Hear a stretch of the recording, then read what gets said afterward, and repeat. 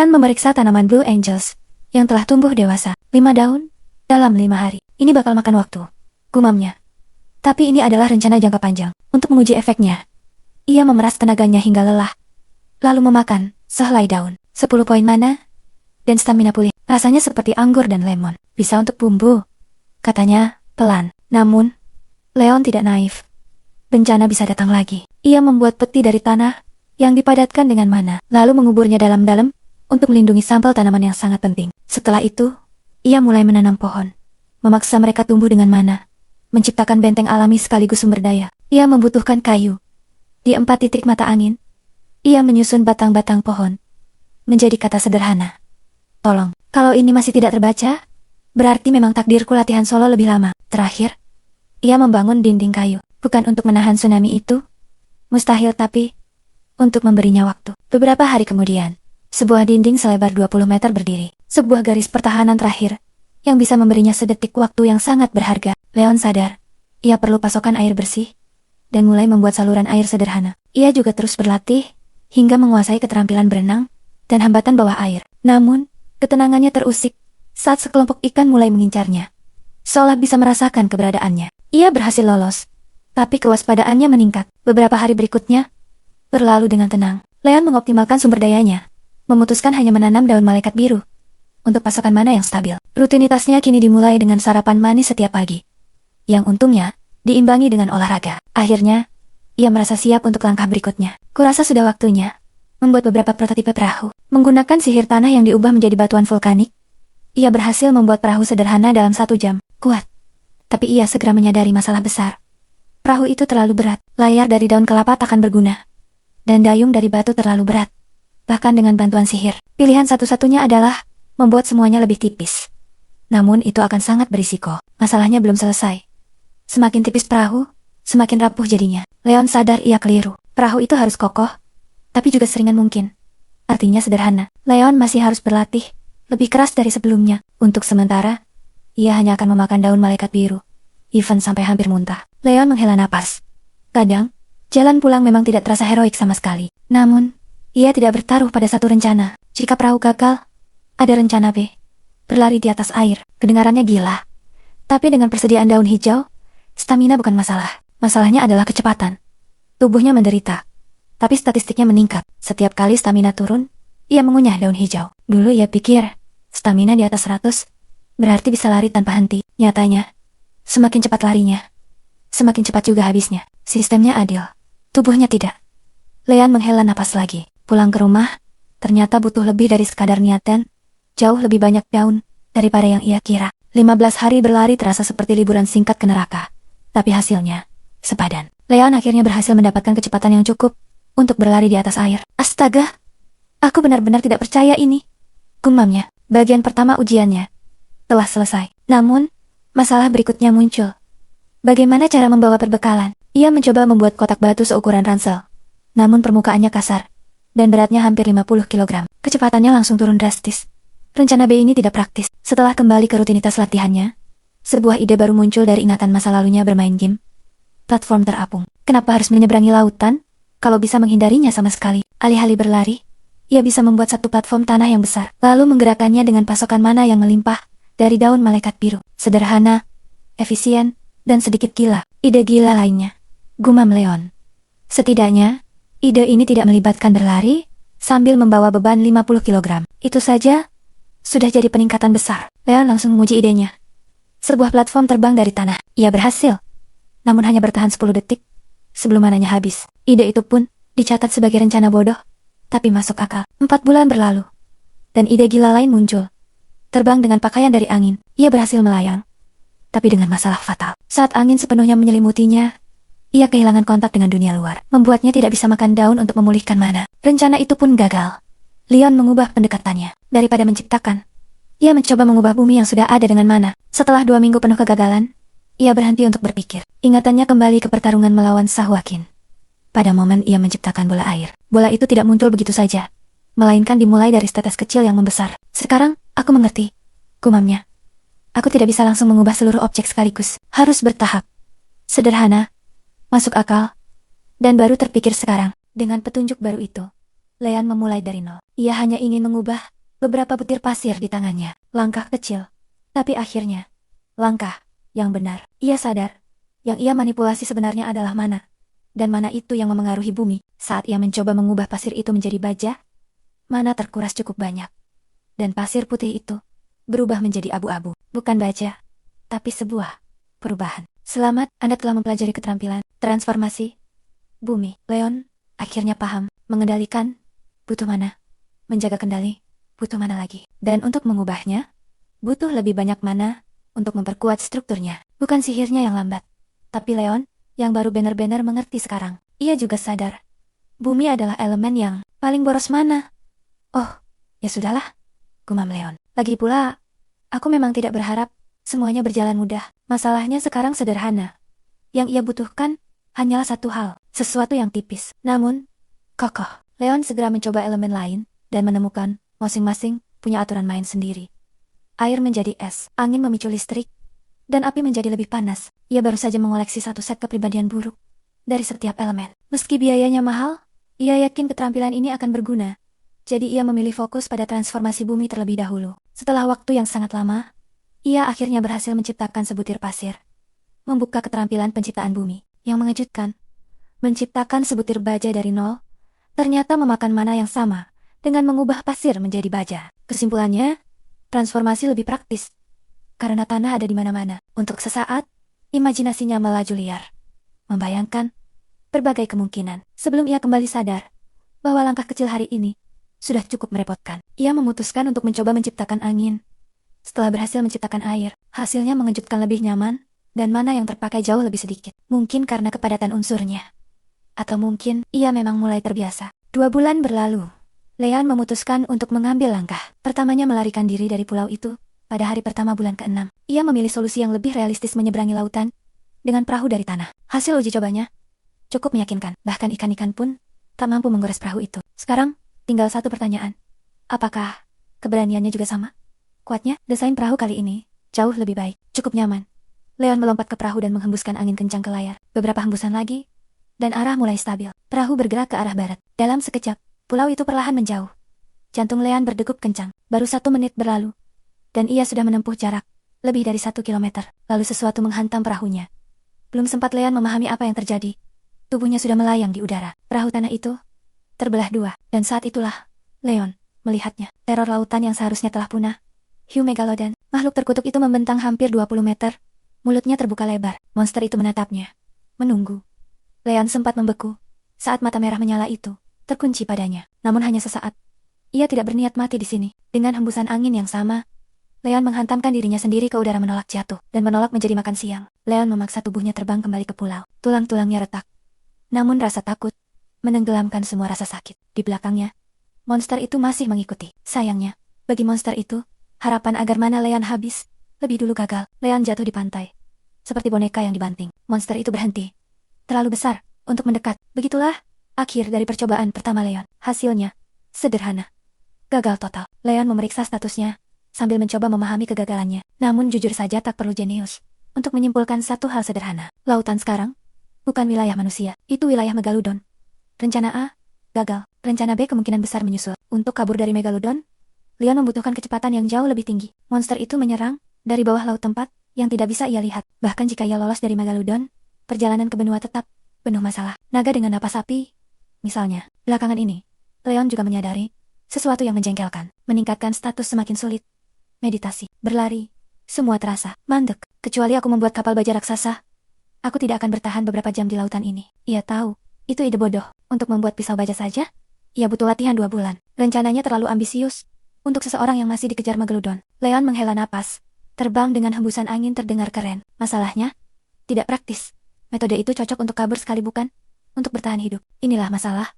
Ketika terlalu banyak rencana, tidak ada satupun yang benar-benar matang. Sekalipun ia lolos dari jangkauan Megalodon, langit tidak otomatis aman. Naga terbang kadang muncul tanpa peringatan. Kesimpulannya sederhana. Leon harus berlatih, memikirkan cara menjauh dari monster sekaligus mengulur waktu. Karena di dunia ini, bertahan hidup adalah soal menunda kematian selama mungkin. Jawaban atas masalah Leon sebenarnya sederhana. Menggunakan banyak keterampilan secara bersamaan. Namun, ia lelah mencari jawaban baru. Ia sadar, kemampuannya cukup untuk meninggalkan pulau.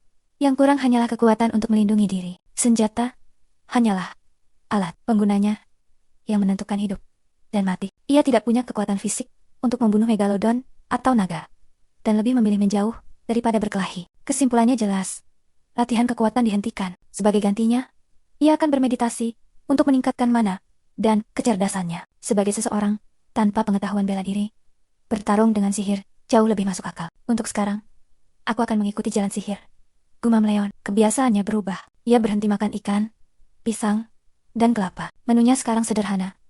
Daun malaikat biru dan air. Semua demi satu tujuan, meningkatkan kekuatan sihirnya secepat mungkin. Dengan mana yang ia miliki, ia hanya bisa menciptakan satu pisau baja setiap 10 menit. Namun, jumlah mana yang sama cukup untuk menciptakan beberapa tombak tanah sebesar batang pohon, yang mungkin hanya memberinya beberapa detik tambahan melawan Megalodon. Sebagai perbandingan, jika ia membuat beberapa tombak kecil, namun tajam dari baja, ia bisa menggunakannya berulang kali, dengan konsumsi mana yang jauh lebih sedikit. Senjata besar dari tanah hanya berguna untuk mengulur waktu, gumam Leon. Sedangkan senjata baja, jika digunakan dengan benar, setidaknya memberiku kesempatan untuk bertahan hidup. Dengan keputusan itu, Leon mulai membuat beberapa tombak baja. Karena ingin tombaknya sekuat dan setajam mungkin, ia menghabiskan waktu seminggu hanya untuk satu tombak. Lambat, tapi hasilnya memuaskan.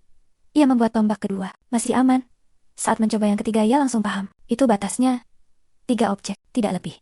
Untuk sekarang, Leon hanya bisa menerima satu fakta sederhana. Ia belum cukup kuat, dan sistemnya tidak peduli. Meski begitu, tombak-tombak itu sangat kuat. Dengan sihirnya, Leon bisa menebang sebatang pohon hanya dengan satu ayunan. Ironisnya, bahkan dengan strong arms dan bash yang dikombinasikan, ia tidak mampu menebang setengah pohon pun. Kesimpulannya jelas, kekuatan sihirnya jauh melampaui kekuatan fisiknya. Masalahnya, ia hanya bisa mempertahankan kekuatan itu selama 3 menit. Dan jika ia mengendalikan ketiga tombak secara bersamaan, waktunya menyusut menjadi 1 menit. Kurasa akan lebih efisien membuat platform dari logam daripada dari tanah, gumam Leon. Mengingat berat badannya dan bobot platform itu sendiri, ia menghela napas. 1 menit, itu juga batasanku. Leon memang bisa memperpanjang durasi kekuatan tersebut dengan memakan daun malaikat biru. Namun ia tidak ingin terlalu bergantung pada sumber kekuatan eksternal, karena jika itu habis alasan untuk bertahan, juga ikut menghilang. Sekali lagi, 2 bulan berlalu begitu saja. Leon bertahan menjalani pelatihan tanpa henti.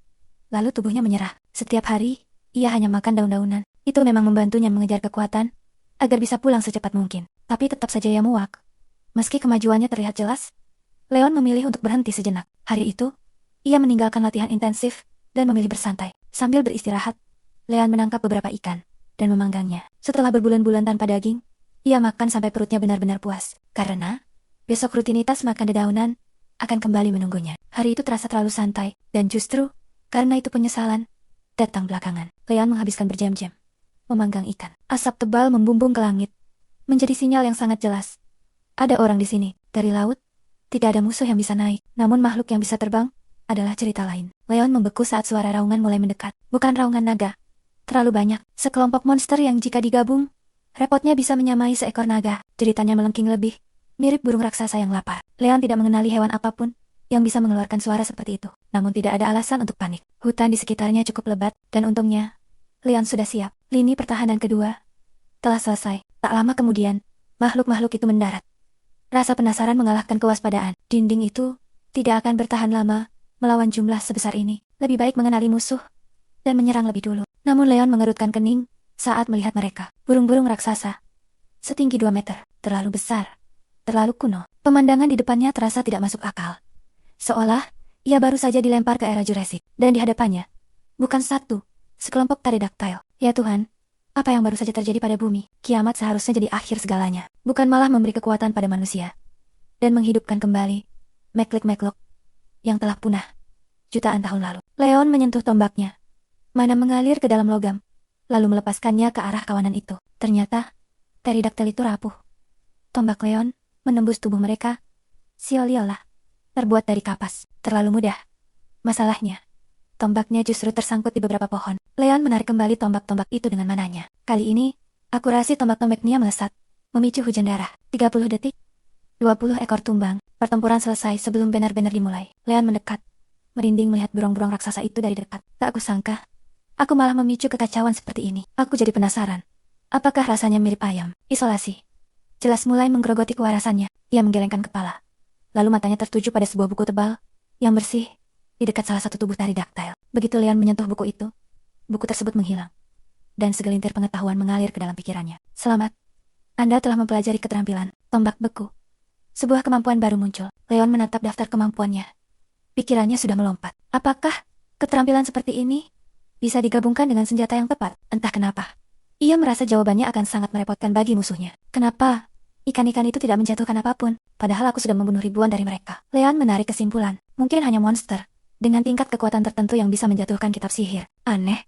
Tapi ini memberi manusia kesempatan mempelajari sihir ofensif dengan cepat. Karena itu, Leon memutuskan untuk terus menyalakan api unggun, bahkan di siang hari, berharap memancing monster lain. Sambil menikmati daging pterodaktil, ia memperkuat dinding perkemahannya dengan pelat baja. Beberapa hari kemudian, saat sedang bekerja, ia menatap daun malaikat biru dengan wajah masam. Aku penasaran, apakah aku bisa membuat ramuan dari daun-daun itu? Ia menghancurkan tumbuhan itu menjadi bubuk, mencampurnya dengan air, dan hasilnya, selamat. Anda telah mempelajari keterampilan alkimia. Leon mengoleskan ramuan itu ke kulitnya. Awalnya gatal, tapi kemudian cairan itu terserap. Satu penemuan kecil, tapi berkat itu, latihannya berjalan sedikit lebih cepat. Progres tetap progres. Setelah 1 bulan, Leon akhirnya berhasil melapisi seluruh dinding dengan pelat baja. Sesekali, beberapa kelompok pterodaktil datang menyerang. Namun tidak ada buku sihir baru yang jatuh. Sepertinya, itu hanyalah kebetulan. Suatu hari, Leon berpikir untuk meniru sihir proyektil cepat, mematikan, dan seketika, ia perlu menciptakan proyektil sihir dengan kecepatan yang menakutkan. Karena elemen tanah terlalu boros mana, ia memulai dengan air. Rahasia mantra seperti bola air hanya satu. Kecepatan. Penciptaan dan penembakan harus dilakukan dalam 1 napas. Beberapa hari berlalu, ia akhirnya bisa menembakkan peluru air dalam 1 detik. Tapi sistem masih belum terkesan. Aku masih terlalu lambat. Yah, sistem yang merepotkan. Anehnya, Leon tidak frustrasi. Ia paham, jika mantra bisa dilihat musuh, maka serangan balasan akan datang sebelum mantranya selesai. Ia butuh beberapa minggu lagi untuk mencapai standar sistem. Lalu, akhirnya selamat. Anda telah mempelajari keterampilan peluru air. Standarnya tidak murah hati. Proyektil harus ditembakkan dalam 0,2 detik. Begitu mengenai target, Leon langsung kehilangan kendali. Setidaknya, daya hancur pelurunya cukup bagus. Leon menatap lubang seukuran peluru di batang pohon. Cukup mematikan. Keesokan paginya, Leon menolehkan 1 tanda lagi di pohon itu. Ia mulai menghitung hari. 363, 364, 365, Liang, Terjiang. Aku sudah berada di pulau ini selama 1 tahun. Dan disitulah, ia langsung menyesal. Satu keberhasilan kecil membuatnya lengah. Dan kenyataan menghantamnya di saat terburuk. Ingatan itu terputus. Tubuh Leon terasa lemas. Sekali lagi, ia mempertanyakan semuanya.